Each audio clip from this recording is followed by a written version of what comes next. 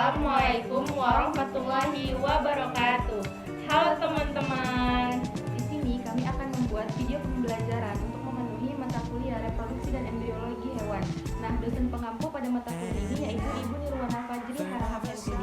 Video pembelajaran kami kali ini kami akan mengamati bagian morfologi, anatomi, dan alat reproduksi pada hewan mamalia. Nah, sampel yang kami gunakan pada pengamatan ini yaitu pada hewan mencit mus-mus culus. Adapun tujuan dari video pembelajaran ini yaitu untuk mengetahui organ, anatomi, morfologi, dan alat reproduksi pada hewan mencit atau mus-mus culus. Tonton video kami sampai selesai ya teman-teman. Sebelum melakukan pengamatan, kami akan menghilangkan nyawa hewan terlebih dahulu atau memingsankannya dengan menggunakan kloroform. Kami meletakkan hewan mencit di dalam wadah hingga mencit tersebut pingsan atau mati. Sebelum melakukan pembedahan, kami melakukan pengamatan pada morfologi mencit atau mus-mus culus. Terlihat jelas di sini bisa kita lihat yaitu ada kepala, telinga, mata, mulut, tangan, kemudian ada perut atau badan, kaki, penis, dan ekor. Di sini sudah terlihat jelas. Setelah mencit pingsan atau mati, mencit diletakkan di atas bak parafin, lalu melakukan pembedahan melalui digunting dari bawah ke atas.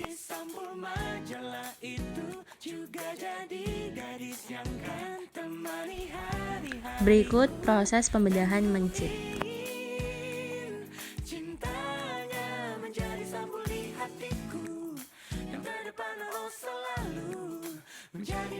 Setelah melakukan pembedahan, kami menarik kulit mencit ke samping dan menusukkannya ke bak parafin dengan menggunakan jarum pentul.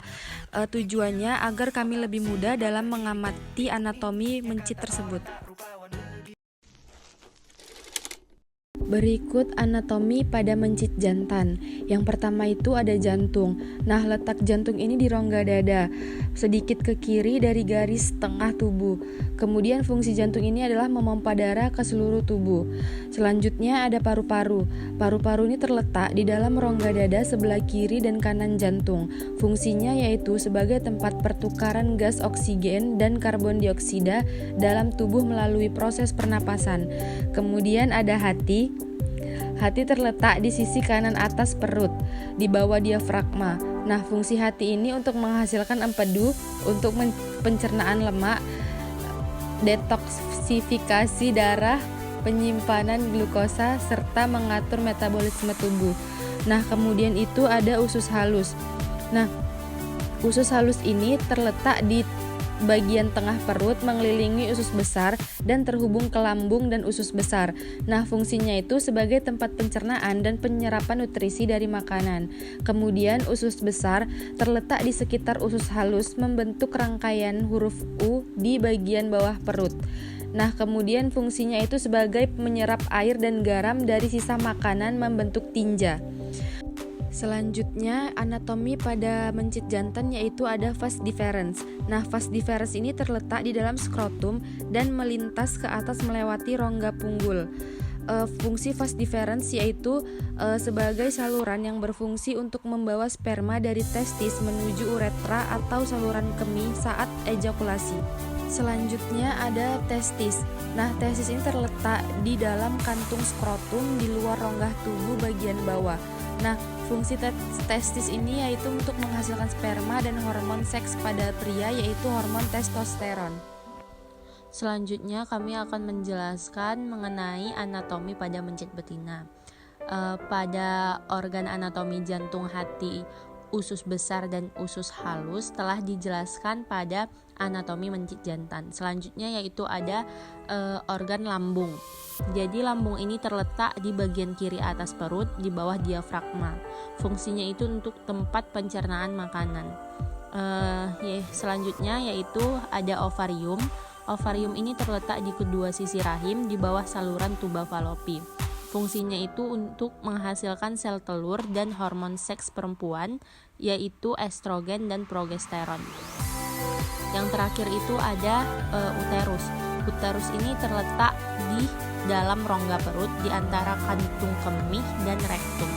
Fungsinya itu adalah tempat untuk perkembangan dan pertumbuhan embrio selama kehamilan.